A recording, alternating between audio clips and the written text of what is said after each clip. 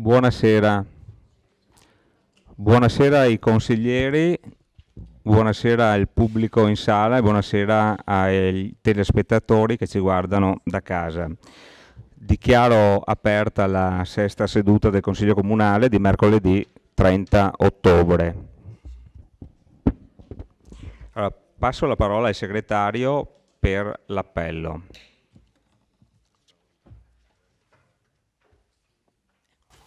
Miato Antonio, Valiana Mirella, Casagrande Andrea, Dare Gian Antonio, Assente giustificato.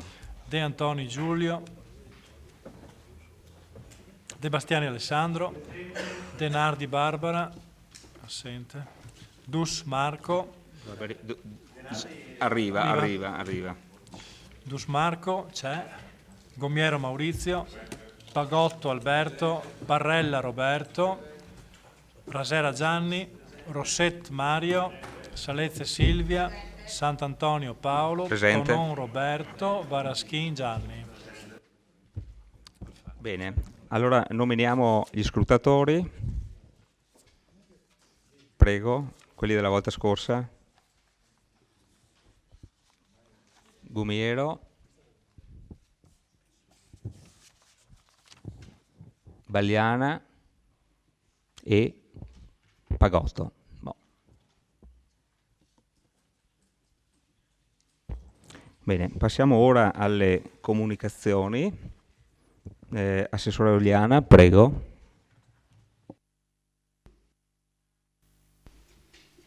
Grazie, buonasera a tutti.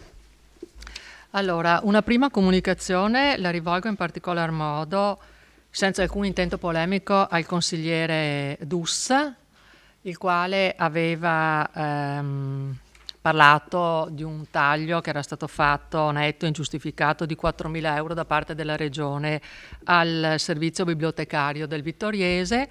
E devo invece dire con soddisfazione che il MIBAC, la Direzione Generale Biblioteche e Istituti Culturali, ha assegnato al nostro servizio bibliotecario 6.831,63 euro. Passo adesso alle manifestazioni e al calendario, che è particolarmente nutrito di eventi culturali. Sabato 2 novembre alle ore 17 al Museo del Cenedese si inaugura la mostra imperdibile Percorsi fotografici di Fausto Podavini. Il 3 novembre alle ore 18 al Teatro da Ponte ci sarà il concerto per la città della Vittoria in occasione della giornata dell'unità nazionale e la festa delle forze armate. Suonerà l'orchestra Gruppo d'Archi Veneto in formazione sinfonica. Questo anticipa il 4 novembre, nella giornata nella quale ci sarà la cerimonia solenne di commemorazione onore ai caduti alle ore 10 in Piazza del Popolo, ricordando il 101° anniversario della Grande Guerra. Sempre il giorno 4 di novembre, però dall'altra parte del mondo, il municipio di Brisbane, capitale dello stato del Queensland, ospiterà una mostra 1915-18, istanti e luoghi del fronte italiano, dedicata alla Grande Guerra e allestita con immagini fotografiche provenienti dal Fondo Marzocchi del Museo della Battaglia di Vittorio Veneto, organizzata da noi con la collaborazione del consolato locale italiano. Esposizione che continua la serie di esposizioni in Australia che sono già state presentate con grande successo. Sempre il giorno 4 novembre è previsto a Vittorio Veneto un meeting di 3 giorni che vedrà la presenza in città dei rappresentanti internazionali che sono nostri partner del progetto Stimulart, Ungheria, Slovenia e Germania. Il giorno 7 novembre, nell'aula civica del Museo della Battaglia, ci sarà una convegno, dal titolo Progetto culturale Via Europea della Sete, organizzata dal Consiglio d'Europa di Venezia e dalla nostra città, nell'ambito delle iniziative preparatorie per la creazione di un itinerario europeo della seta. Il giorno 9 novembre ci sarà l'inaugurazione alle ore 17 nella Galleria Civica Vittorio Emanuele II della mostra La città degli animali con le illustrazioni di Corinne Zanette. Il giorno 10 novembre l'inaugurazione alle ore 11 nel ridotto del Teatro da Ponte della mostra che invece è allestita a Palazzo Todesco, Aspetti dell'arte italiana presente. Quindi in una settimana inauguriamo in città ben 3 mostre temporanee. Il 15 novembre alle 20:30 riprendono inoltre le conferenze di geopolitica, è la 5ª edizione in collaborazione con il gruppo Studi Storici e Sociali Storia, con l'Ordine dei Giornalisti del Veneto e l'Imes Club di Pordenone. Il primo appuntamento avrà il titolo NATO e Unione Europea nella guerra tecnologica, commerciale e cibernetica. Siete tutti invitati a partecipare agli eventi che vi ho descritto. Grazie. Grazie Assessore.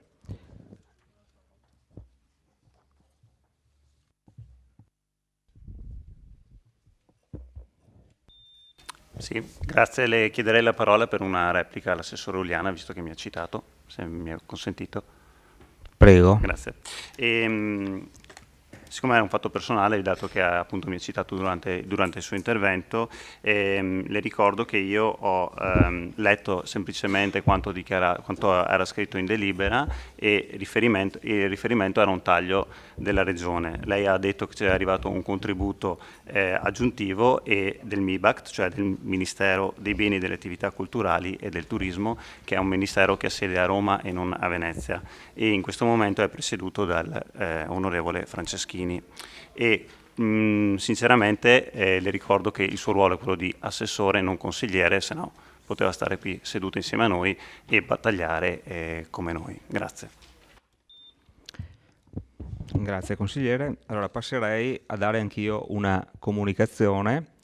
Allora, durante la conferenza dei capigruppo, e questa comunicazione riguarda il ritiro, diciamo così, la modifica di uno dei punti all'ordine del giorno, quindi il ritiro di un punto. Durante appunto la conferenza dei capigruppo, alla luce di alcune informazioni che sono pervenute agli uffici, abbiamo concordato insieme con il consigliere proponente il ritiro della mozione ad oggetto verbale di deliberazione e processo verbale delle sedute del Consiglio Comunale, in quanto sarà riformulata appunto alla luce dei nuovi fatti nel prossimo Consiglio Comunale o nei prossimi Consigli Comunali. Quindi questa è la variazione dell'ordine del giorno. Bene, se non ci sono altre comunicazioni, passiamo alle domande di attualità, che sono pervenute due. La prima domanda di attualità del consigliere De Bastiani, al quale chiedo di illustrare la sua domanda di attualità. Grazie, prego consigliere.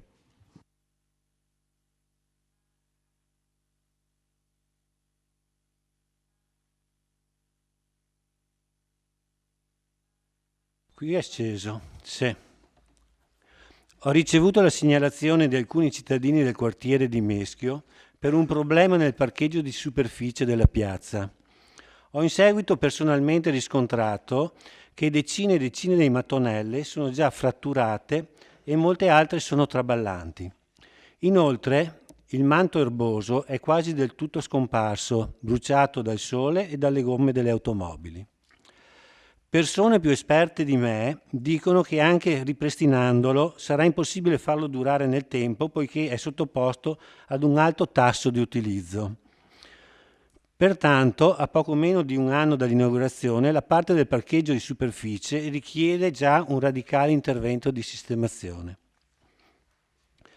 Per la nuova piazza, che doveva essere realizzata dall'impresa Edilvi, come tutti quanti sappiamo, sono stati spesi circa 720.000 euro a carico del comune e quindi dei cittadini, ma se ne dovranno spendere ancora per riparare i danni che ho appena descritto. Con molta probabilità sarà necessario cambiare il tipo di mattonelle, poiché non credo che sarà sufficiente sostituire quelle rotte, perché evidentemente farebbero la stessa fine nel giro di poco tempo. Con questa mia domanda chiedo che venga illustrato ai consiglieri comunali se l'amministrazione È a conoscenza del problema? Presumo di sì. E come intende risolverlo? Con l'occasione, visto che parliamo di Piazza Meschio, chiedo inoltre un aggiornamento sulla vertenza tra comune e assicurazione, se ci sono trattative in corso e se sono fissate prossime udienze in tribunale. Inoltre riporto quello che pensano i cittadini, che si chiedono se e quando verrà tolto il divieto di parcheggio negli stalli sotterranei che sarebbero dovuti essere di proprietà del comune, ma che un cartello ben in vista nell'ingresso dichiara essere di proprietà privata, dove vige un divieto di sosta. Grazie. Prego, signor Sindaco, se può rispondere. Provo a rispondere io. Allora, sì, chiaramente ci siamo accorti subito che quelle mattonelle non rispondevano alla funzione per cui erano state posizionate.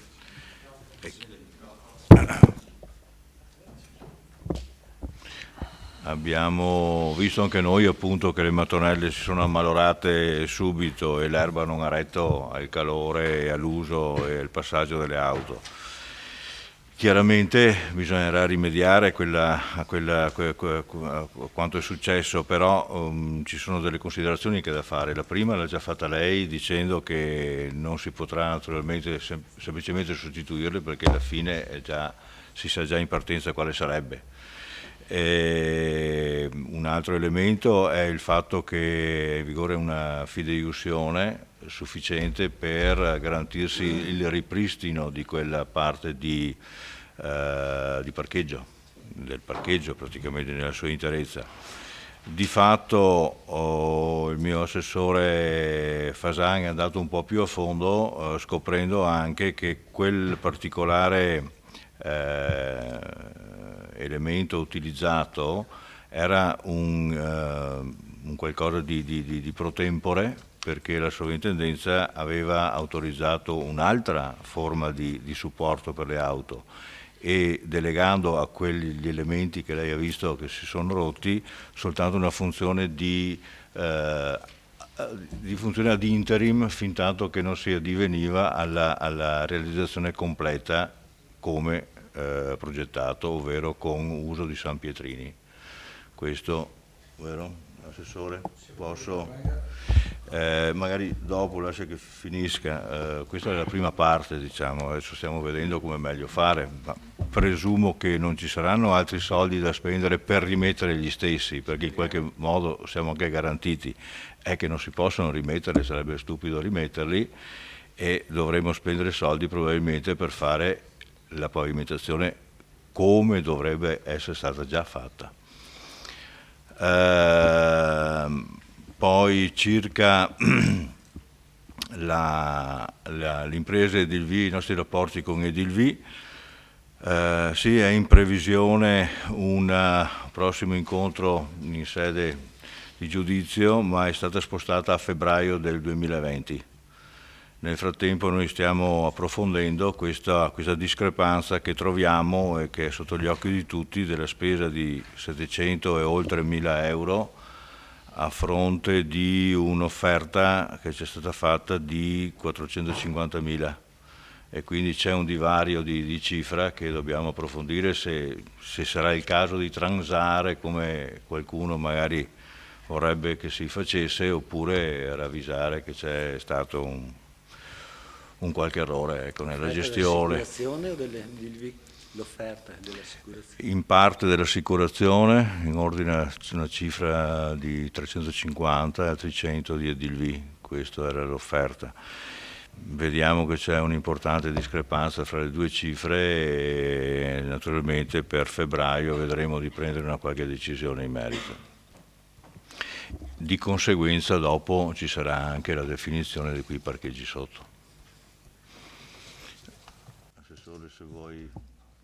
Prego, Assessore Fasan. Sì, grazie Sindaco, buonasera a tutti. Giusto per chiarire l'intervento su Piazza Meschio, voglio leggere una comunicazione del Ministero dei Beni e delle Attività Culturali datata 29 aprile 2014 14 in cui risponde a una richiesta di autorizzazione. Allora, dopo aver visto il decreto legislativo 22 gennaio, visto il regolamento di organizzazione, viste un sacco di altre cose, tutto ciò premesso, questa sovrintendenza, per quanto di competenza ai sensi dell'articolo 21 del decreto del 22 gennaio 2004, autorizza l'esecuzione degli interventi di cui la documentazione descritta pervenuta in allegato all'istanza riscontro subordinatamente la piena osservanza delle segnate prescrizioni. Le prescrizioni sono le seguenti. Questa sovrintendenza valuta favorevolmente la previsione di procedere per stralci successivi, motivata da fattori economici contingenti, purché non determini anche temporaneamente soluzioni non adeguate al decoro e pubblico godimento dello spazio pubblico, dichiarato di interesse culturale con il provvedimento citato in oggetto. A riguardo, si ritiene che una soluzione che, riducendo i costi, permetta di restituire, fra l'altro, la giusta fruizione dell'importante edificio religioso, altrimenti menomata dai protrarsi lavori, sia particolarmente urgente e necessaria, ma vada considerata in relazione ai contenuti del progetto autorizzato con nota nostro protocollo 305 del 4/1/2012 e al lungo articolato percorso autorizzativo che lo ha preceduto, garantendo che quanto si intende realizzare in via provvisoria sia comunque in grado di assicurare le dovute esigenze di tutela dell'immobile vincolato. In tal senso, nel merito degli interventi come articolati nella proposta in questione, si precisa quanto segue. Poi ci sono vari punti. A. Opere conformi al progetto autorizzato. B. Opere già previste nella loro realizzazione materiale alternativo. C. E qui siamo al punto. Realizzazione di opere con soluzioni reversibili, demandando al secondo stralcio la loro sostituzione. Punto C. Punto C2 dice pavimentazione dell'area di parcheggi interni alla piazza. La realizzazione del sottofondo e la temporanea sostituzione della posa dei tozzetti in porfido, cioè qui io leggo che il lavoro sono temporanei in attesa della sostituzione della posa con tozzetti in porfido. Ecco, adesso noi abbiamo una piazza ammalorata con una fiduzione valida 2 anni per fare dei lavori. La domanda che io vorrei fare ai consiglieri: vale la pena attingere a questa fideiussione per cambiare una cosa che poi necessariamente deve essere sostituita dai sanpietrini? Ecco, questa è la domanda che faccio ai cittadini vittoriesi. Buttiamo via altri 20.000 euro per sostituire quelli che devono essere poi comunque sostituiti? Ecco. Datemi la risposta voi, perché altrimenti vado ad attingere questa fideiussione. 20.000 euro non basteranno a fare i sanpietrini, però 20.000 euro possono bastare per sostituire le parti ammalorate. Va bene. Grazie Assessore. Bene, consigliere De Bastiani, è stato soddisfatto della risposta o meno? Scusi, ecco, prego. Ecco, no. Mi dichiaro soddisfatto nel senso che è stata esaustiva, mi dichiaro perplesso e sgomento della realtà delle cose. I 20.000 euro se si attingono dalla fideiussione è un'assicurazione che li pagherebbe, quindi non sarebbe una spesa del comune. Comunque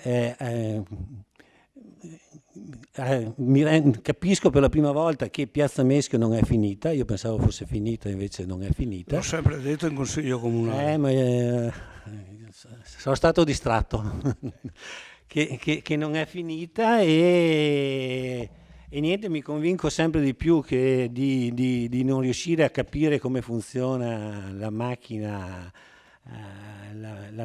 pubblica, perché se con 720.000 euro non si riesce a finire la piazza Meschio, non riesco a capire perché Piazza Duomo si riusciva a farla con 330.000 euro, mi sembra, una cosa del genere. Questi sono i misteri che mi piacerebbe un giorno riuscire a capire, perché è più del doppio, insomma, no?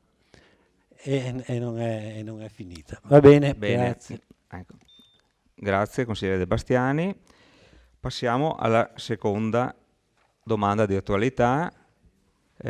Consigliere Tonon, prego per illustrarla. Grazie. Con la presente vado a chiedere alcune informazioni in merito alla variante alla statale 51 dall'Emagna, chiamata anche Traforo di Sant'Augusta. Preso atto che i lavori di completamento del Traforo di Sant'Augusta, così come discussi e votati dal precedente Consiglio Comunale, stanno proseguendo senza che vi siano state evidenti di modifiche sostanziali, faccio riferimento all'articolo apparso sul giornale online QDP News del 28 ottobre scorso, avente per titolo "Uscita del traforo in via Carso, senza esito il nuovo incontro con ANAS per la viabilità di collegamento". Nell'articolo si legge di un feroce attacco ad ANAS da parte dell'assessore Fasan, più loquace e sibillino, così dichiara il giornalista. L'assessore Fasan dichiara infatti: "Se ANAS non è capace di fare un bypass alla città, almeno stia attento a non metterla in difficoltà.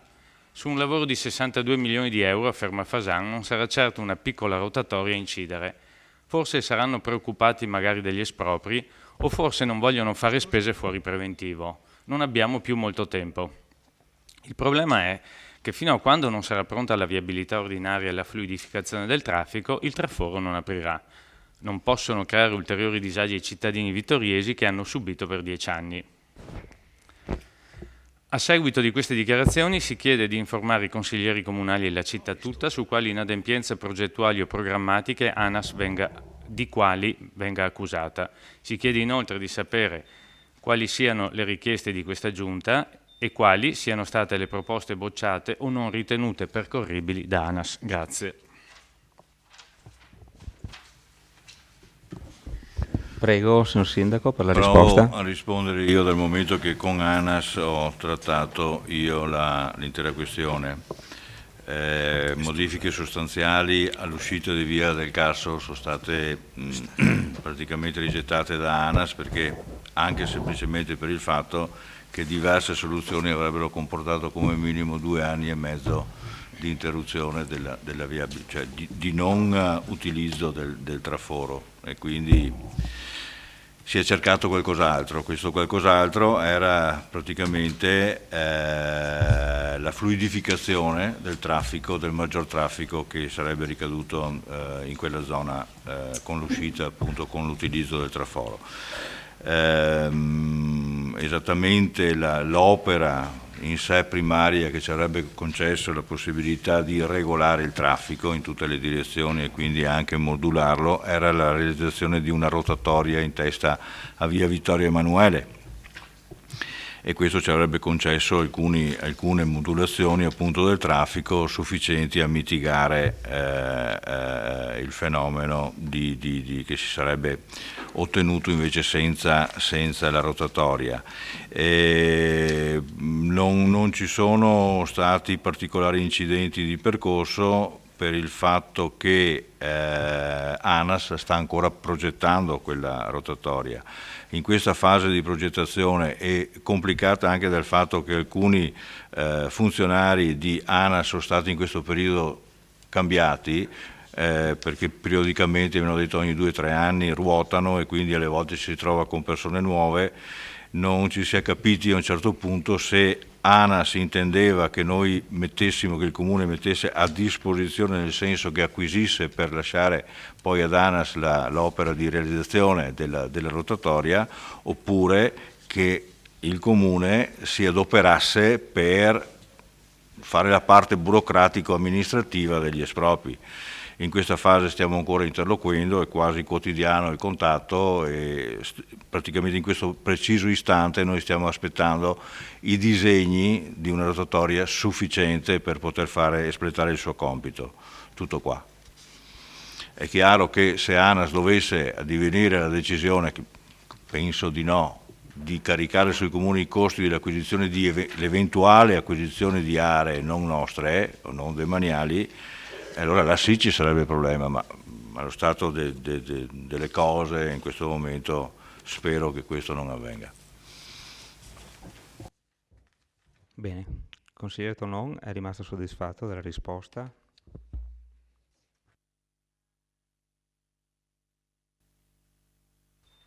Sì, ringrazio il Sindaco per la risposta puntuale che per fortuna sia nei toni che nei modi che nel contenuto è ben diversa dalle affermazioni dell'assessore Fasan. Grazie. Grazie consigliere. Passiamo al primo punto dell'ordine del giorno, conferimento della cittadinanza onoraria alla divisione Vittorio Veneto. Allora, considerando che il conferimento dell'onorificenza della cittadinanza onoraria è un fatto eccezionale e tale deve essere, è molto importante, vi leggo alcune notizie storiche molto brevi di chi è la divisione Vittorio Veneto, poi leggo alcuni passi più importanti caratterizzanti della delibera e passo a leggere il deliberato e poi passiamo alla votazione. Allora, la divisione Vittorio Veneto si è costituita il 1 luglio del 2019 ed è erede della divisione Friuli, che si era ricostituita il 15 luglio del 2013 nella caserma Predieri di Firenze per effetto della legge delega 244/12 che ha avviato il processo di revisione e razionalizzazione dello strumento militare e dal 1 ottobre dello stesso anno ha acquisito i compiti e le capacità che fino ad allora appartenevano al disciolto Primo Comando Forze di Difesa con sede a Vittorio Veneto. La divisione ha alle sue dipendenze la Brigata di Cavalleria Pozzuolo del Friuli, la Brigata Paracadutisti Folgore, la Brigata Corazzata Ariete e la Brigata Aeromobile Friuli, con funzioni operative di supporto al combattimento e di supporto logistico con unità dislocate in Veneto, Friuli Venezia Giulia, Emilia Romagna, Toscana e Lombardia. E questa è la divisione Vittorio Veneto. Allora, premesso che a testimonianza dello storico legame tra esercito italiano e la città di Vittorio Veneto, dal 1 luglio 2019 la divisione Friuli ha assunto quindi il nome di Divisione Vittorio Veneto. Ritenuto che la divisione di Vittorio Veneto è ora indissolubilmente legata alla nostra città, portandone il nome e perpetrando il ricordo dei fatti che condussero alla fine della Grande Guerra e videro la città di Vittorio Veneto assoluta protagonista, visto il vigente regolamento per il conferimento della cittadinanza onoraria.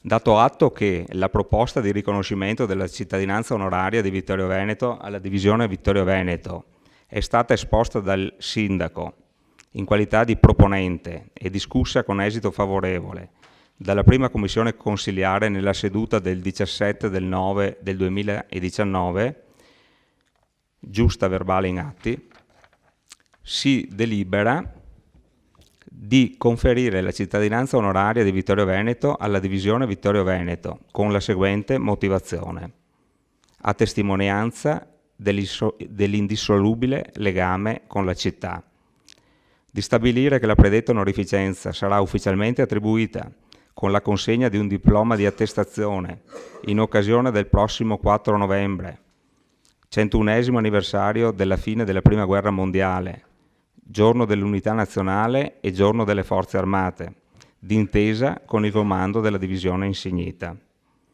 di inserire la predetta divisione nell'albo dei cittadini onorari di Vittorio Veneto. Ecco, queste sono le motivazioni. Passerei ora alla votazione.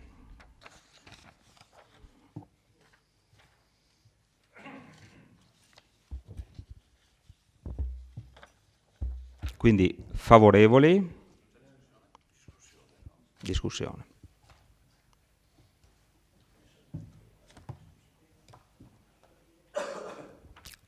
Consigliere Dus, prego. Grazie Presidente.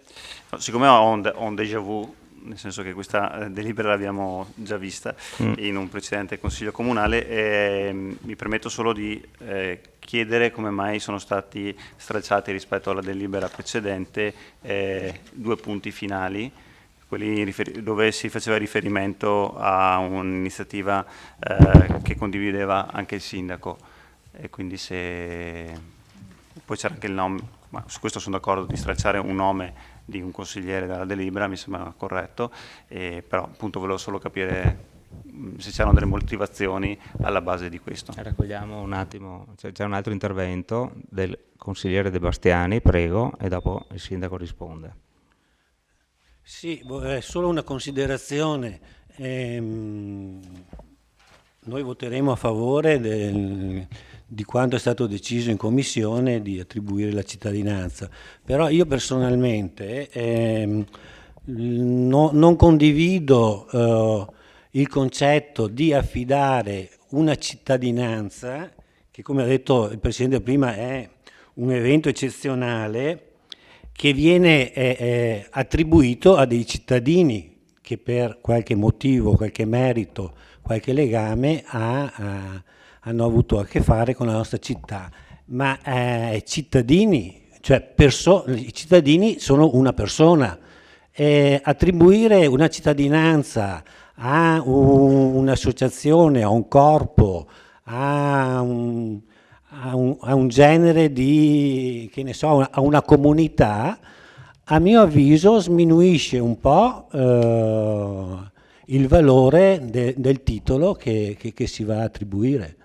Quindi io preferirei in futuro che le cittadinanze, che il titolo di cittadino onorario venga attribuito a dei personaggi, a una persona.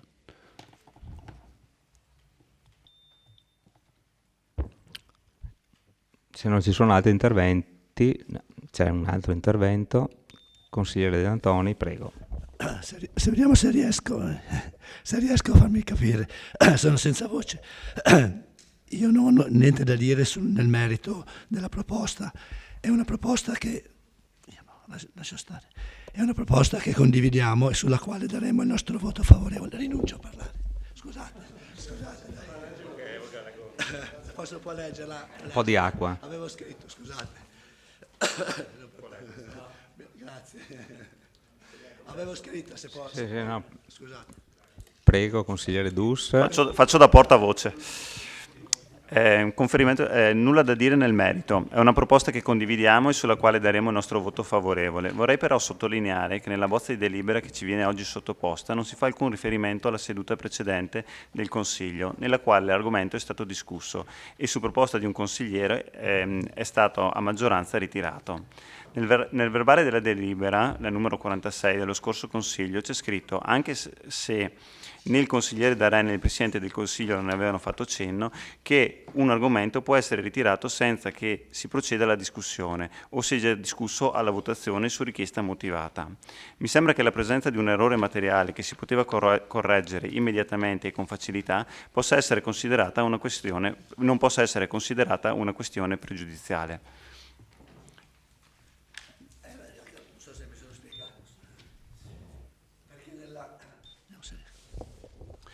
Nella delibera 46, quella dello scorso Consiglio Comunale, la delibera è stata ritirata. Il motivo del ritiro era legato all'errore materiale che c'era e nella verbale è stato riportato che era una questione pregiudiziale. Cioè non credo che un errore materiale possa essere considerato una questione pregiudiziale, solo questo. Grazie consigliere. Se non ci sono altri interventi passerei la parola al sindaco. Prego. Sì, consigliere De Antoni, in parte è vero che quello che dice lei, però noi abbiamo preferito fare anche così perché vogliamo fare una cosa pulita e infatti per rispondere anche al consigliere Dus, qui non si fa cenno a due cose, lei ha detto una, invece effettivamente sono due le cose. Sì. Una è quella dove veniva nominato un consigliere, ritengo che sia la città a conferirlo e così. Il secondo punto a cui forse lei faceva riferimento era quello alla possibilità di conferire anche all'esercito. Ecco, allora, nel rispondere a lei rispondo anche al consigliere De Bastiani, nel senso che il consigliere De Bastiani dice che sarebbe meglio conferire le cittadinanze a singole persone. Sì, è vero, è più pregnante farlo a singole persone, però è anche altrettanto vero che si può farlo liberamente anche ad enti ed associazioni. Il problema invece si pone, ed è ancora irrisolto, relativamente al conferimento di una cittadinanza a un'istituzione. L'esercito è un'istituzione, quindi ci stiamo chiedendo, stiamo approfondendo se si può dare una cittadinanza alla Presidenza della Repubblica piuttosto che all'esercito, appunto, che sono istituzioni. Non è detto che si possa, stiamo approfondendo. Quindi, ecco, sono d'accordo con lei, sarebbe più bello darlo a singole persone, però anche enti e entità di questo tipo qua lo si può dare liberamente. E quindi questa è la nostra decisione, ripulire il testo di ogni orpello e consegnarlo nelle mani della divisione, così come abbiamo deciso di fare. Grazie Sindaco. Ci sono altri interventi? Se non ci sono altri interventi, passiamo alla dichiarazione di voto. Ci sono dichiarazioni di voto? Bene, allora passiamo alla votazione della delibera. Favorevoli? Unanimità. Bene. Allora, la delibera è approvata. Immediata eseguibilità. Favorevoli? Unanimità. La delibera è immediatamente eseguibile.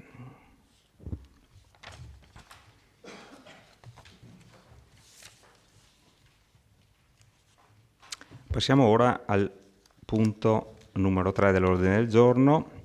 Affidamento del servizio di tesoreria del Comune di Vittorio Veneto per il periodo 2020-2024, approvazione dello schema di convenzione. Allora, faccio una breve introduzione e dopo completerà, se eventualmente dimentico qualcosa, l'assessore.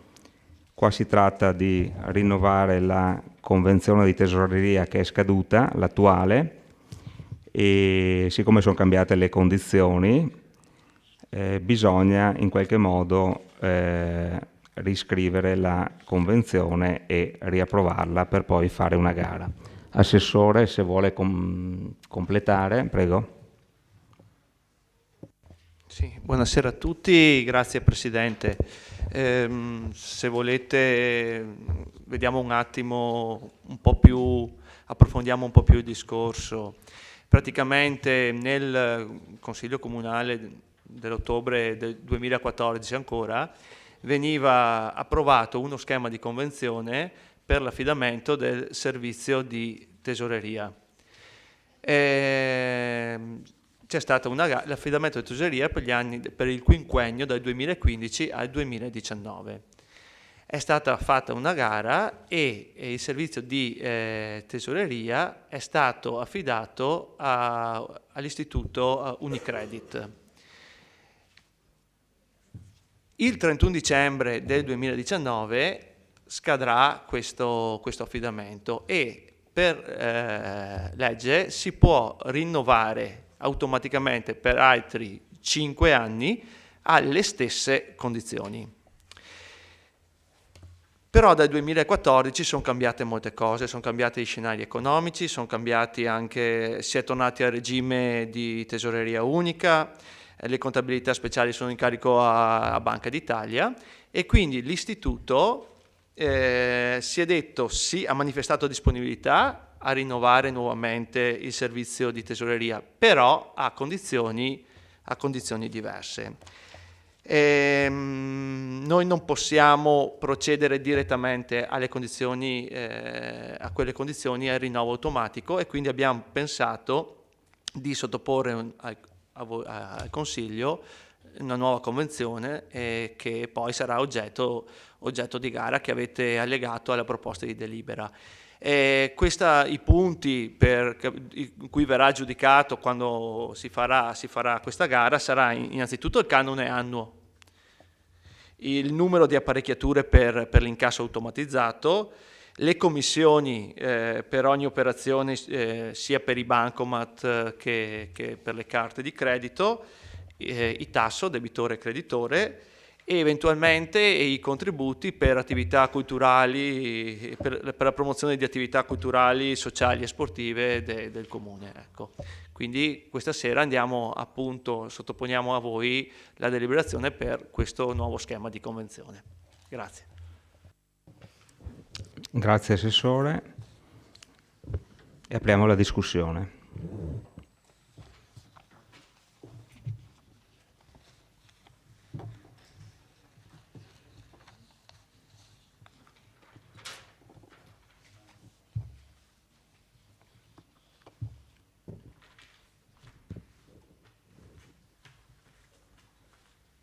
Ci sono interventi? Nessun intervento? Passiamo alle dichiarazioni di voto.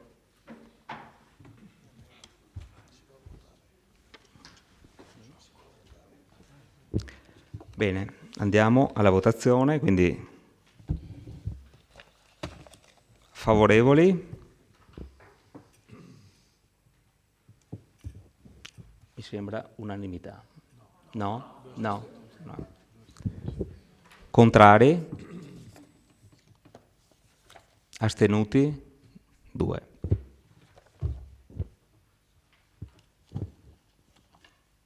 La delibera è approvata. Passiamo all'immediata eseguibilità. Favorevoli? Contrari? Astenuti? Sempre 2. La delibera è immediatamente eseguibile.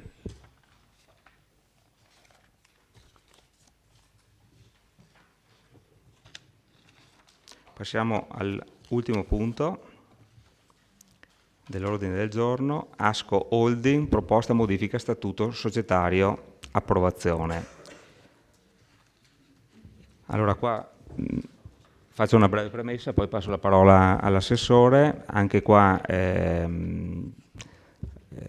premesso che il Comune di Vittorio Veneto ha una partecipazione in Asco Holding e Asco Piave. Le quote attualmente, cito i passaggi più importanti della delibera, sono pari allo 0,30% del totale delle azioni. Si è proposta una modifica allo statuto che l'assessore adesso illustrerà i contenuti. Prego, Assessore. Grazie Presidente, buonasera a tutti. In riferimento al punto, come diceva bene il Presidente, stiamo parlando di adeguarsi a una sentenza del Consiglio di Stato che è intervenuta subito dopo una sentenza del TAR che aveva cassato le delibere dei consigli comunali per l'inglobazione dell'Asco Holding nell'Asco TLC. Rappresentava il Consiglio di Stato, rappresentando in maniera diversa per la verità quanto deliberato dal TAR, che l'azionariato così polverizzato delle presenze di tutti i soci pubblici all'interno di Asco Holding poteva essere effettivamente qualcosa che poteva non incidere in maniera concreta nelle decisioni di tale società. E quindi c'era la necessità di intravedere un strumento tale che questa società potesse incidere invece quantomeno con delle assemblee praticamente anticipative delle assemblee generali che potessero sviscerare in prima istanza quanto si andava a deliberare per consapevolezza ed incidere poi nelle scelte. Questa è una cosa che secondo me la società comunque ASCO faceva, anche se in maniera statutaria non era stato mai scritto, perché da quel che mi ricordo da sempre prima delle assemblee straordinarie della società c'erano i comuni che facevano delle società e parlavano e discutevano su quanto poi andavano a incidere dei barari in società. Oggi sono tenuti a inserire nello statuto queste assemblee che devono essere convocate 5 giorni prima solo per i soci pubblici, 5 giorni prima minimo del Consiglio, sono come per analizzare e poi spiegare i punti che si andavano. Queste assemblee hanno unicamente uno scopo consuntivo, quindi non sono in grado di deliberare e nient'altro. È solo uno strumento a far sì che la polverizzazione, così come si vede in tutti i comuni partecipanti, ci sia comunque qualcosa di più permeante prima dell'assemblea. Poi ho qui la dottoressa Alvassore per altri tecnicismi se serve. Prego consiglieri, se ci sono domande. Grazie Assessore. Aperta la discussione, prego. Consigliere Tonò, prego. Grazie. Allora, in sede di commissione consigliare si è affrontato questo tema. Non ho ancora capito, perché è stato detto dal Presidente come ipotesi, se non ricordo male, il costo del parere che ci viene proposto, il cui capofila dovrebbe essere il Comune di Villorba, se non ho inteso male, nel senso che il destinatario del parere pare essere il Comune di Villorba, anche se poi in realtà alla fine del parere firmato dallo studio Bonelli Redi c'è scritto: ci auguriamo che la presente nota sia di supporto alle valutazioni del Consiglio di amministrazione di ASCO Holding. Per cui non so se è un refuso o altro, diciamo così. Per quanto riguarda il contenuto invece del parere, nulla questio per quanto riguarda l'OPA, anzi gli uffici, la dottoressa Alvassore mi ha chiarito anche via mail questo tema, cioè sulla possibilità eventualmente, essendo considerate dal Consiglio di Stato delle attività non, fra virgolette, lo metto fra virgolette, contro la Madia, quindi possibili, diciamo, oggetto di acquisto anche da parte dei comuni. Quello che mi lascia perplesso è la scelta dell'assemblea speciale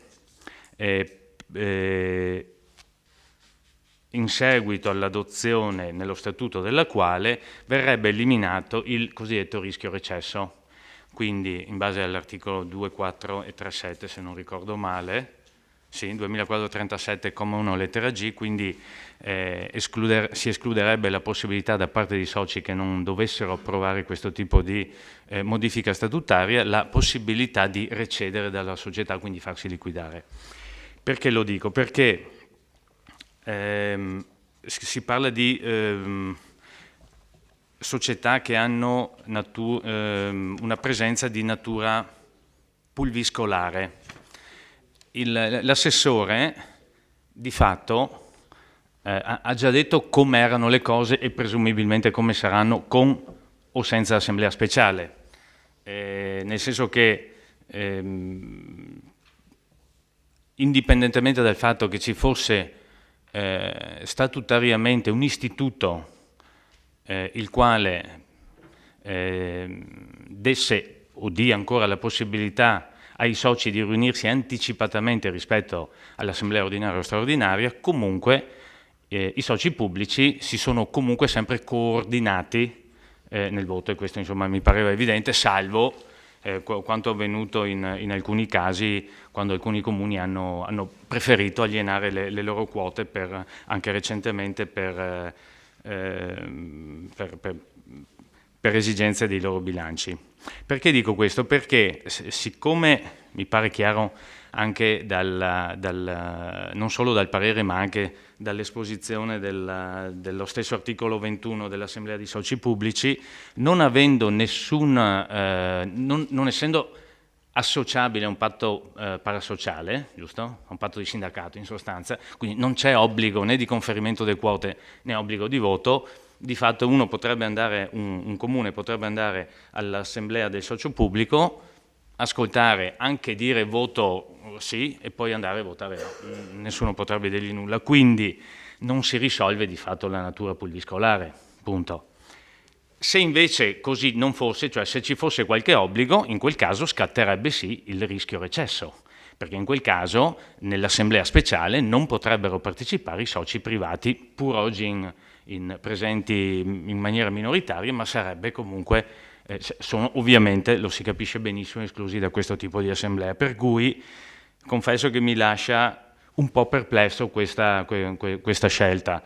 D'altro canto, se è citata correttamente, perché io ammetto che non ho visto la sentenza compiutamente, ho letto quella parte che viene riportata nel parere, si parla di appunto stipulazione di patti parasociali, i quali però potrebbero essere rischiosi ai fini OPA, ovvero anche la previsione, il vice sindaco sicuramente si ricorda le discussioni sull'ovvero, ovvero anche la previsione negli atti costitutivi della società di un organo speciale che al pari di, infatti li associa, li avvicina in qualche modo all'assemblea quelle speciali degli azionisti o degli obbligazionisti, ma non è che citi esattamente proprio questo tipo di previsione statutaria. Per cui se ci fosse una spiegazione ulteriore, a parte le pagine qui del Bonelli e Rede, credo sia il più grosso studio in Italia, però ripeto, io da ignorante in materia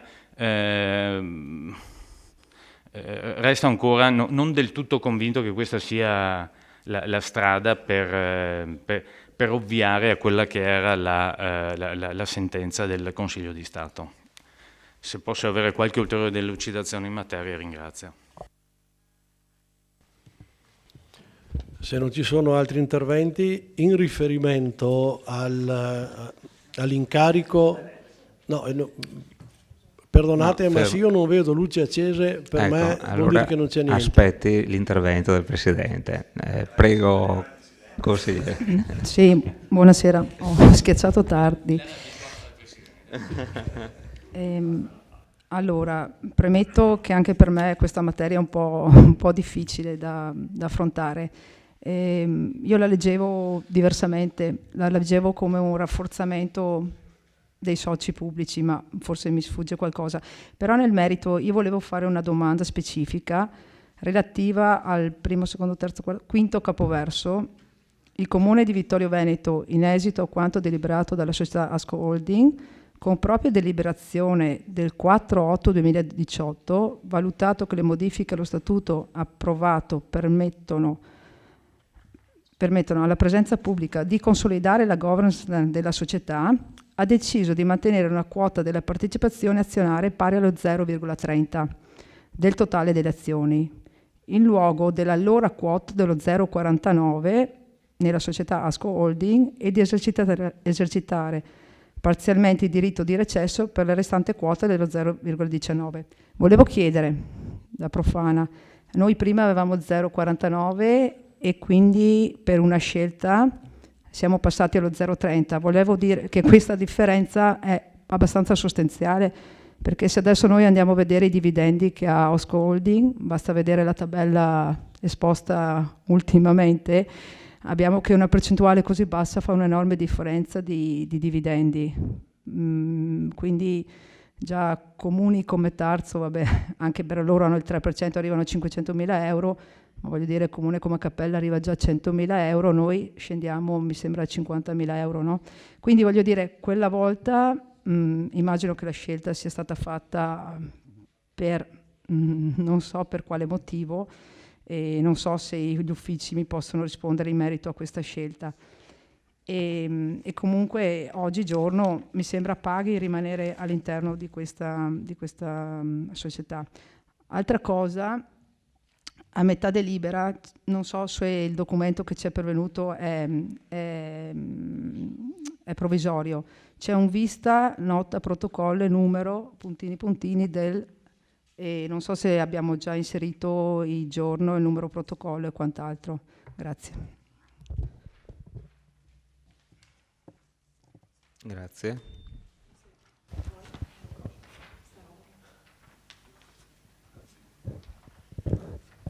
Ci sono altri interventi, altrimenti diamo la parola all'assessore. Grazie Presidente. In riferimento alle note, sul discorso parere Comune di Villorba in carica, c'era un'assemblea urgente in corso e non c'erano i tempi magari di sentire tutti i comuni.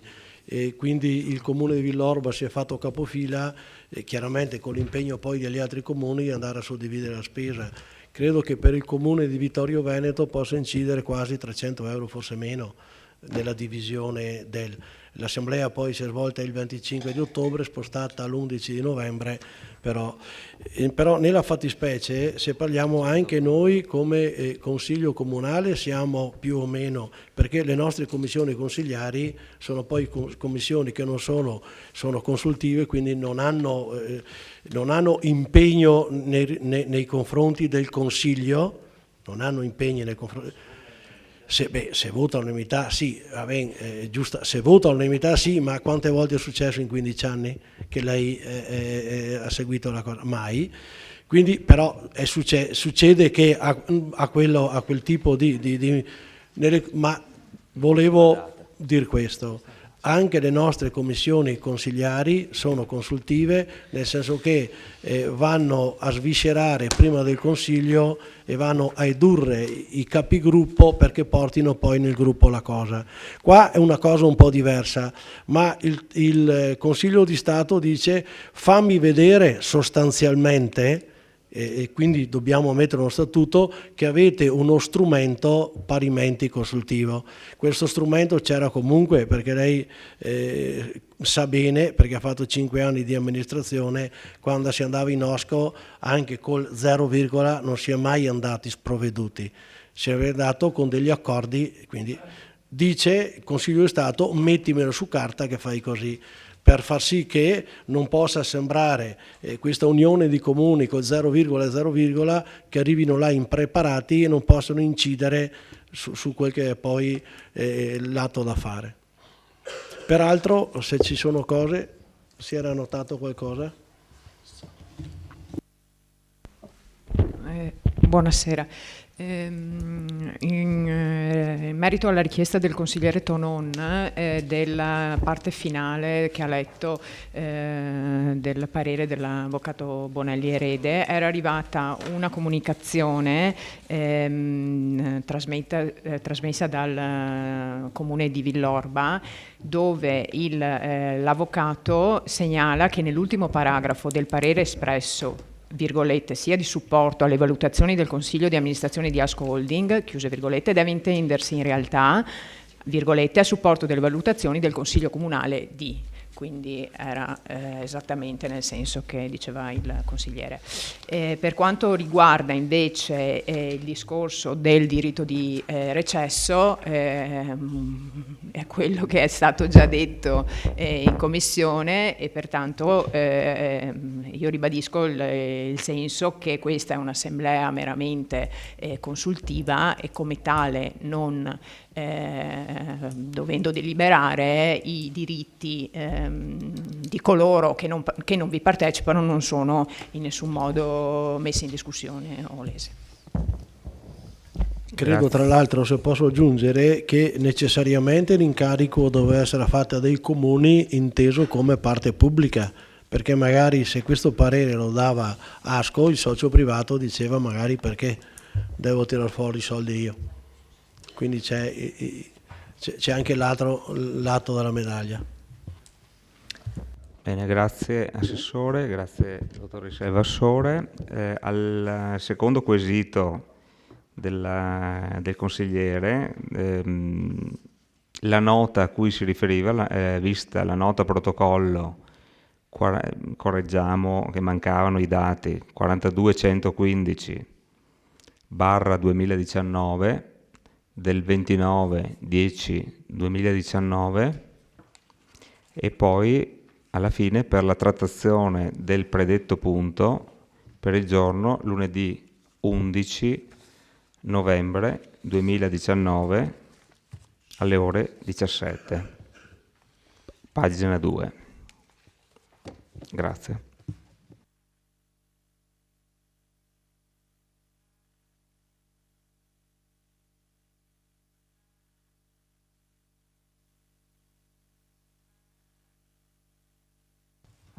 Altri interventi? Sì. Allora, consigliere De Bastiani. No, solo perché ero curioso di sentire la risposta alla domanda della collega Bagliana, sì, che non ho sentito. Che chiedeva... Chi chiedeva? Allora lasciamo la parola al consigliere Tonon, che forse sa rispondere. Ha indovinato. Ecco, grazie. Allora, la scelta è stata questa. Siccome, se posso rispondere per quello che ricordo di poco più di un anno fa, allora la scelta è stata fatta perché c'era la possibilità di rimanere dentro sic et simpliciter, farsi liquidare del tutto sia in azioni e o in carta moneta. Ovviamente la Holding, vado a memoria, aveva posto dei limiti per cui non voleva assolutamente scendere sotto il 50, 51, non il 50 più un'azione di azioni a scoppiave, per non perdere ovviamente il controllo della società. Siccome per fare questa operazione alcuni comuni avevano già dichiarato che volevano farsi liquidare, così come il privato, con denaro sonante, la Holding inevitabilmente avrebbe dovuto non solo far pescare dalle riserve, ma anche presumibilmente indebitarsi.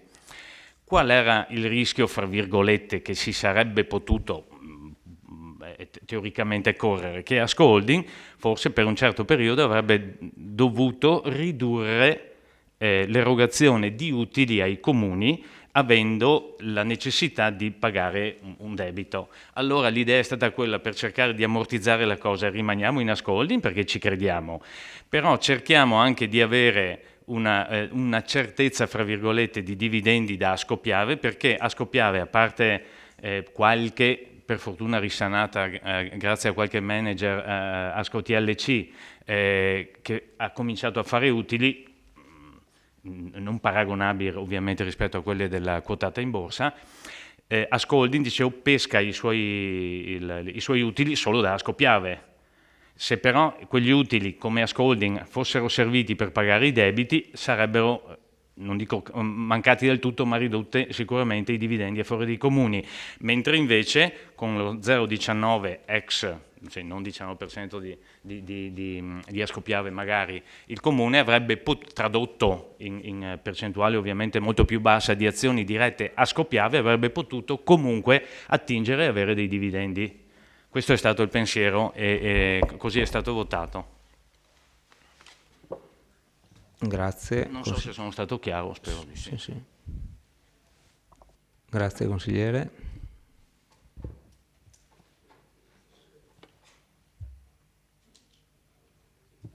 Altri interventi? Passiamo alle dichiarazioni di voto.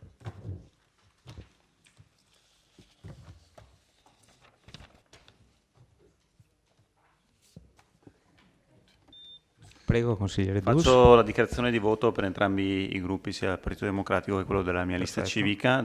Voteremo a favore a questa proposta. Naturalmente siamo consapevoli del momento critico ormai che sta percorrendo Asco Holding negli ultimi anni. Speriamo che anche questa ulteriore azione serva per tutelare i comuni, quindi a cascata anche i cittadini.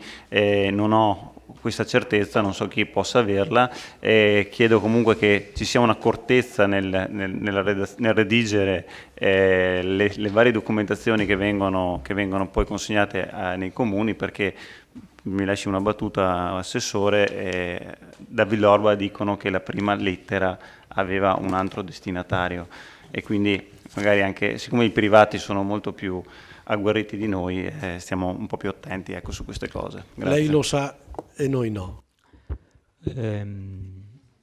Altre dichiarazioni di voto?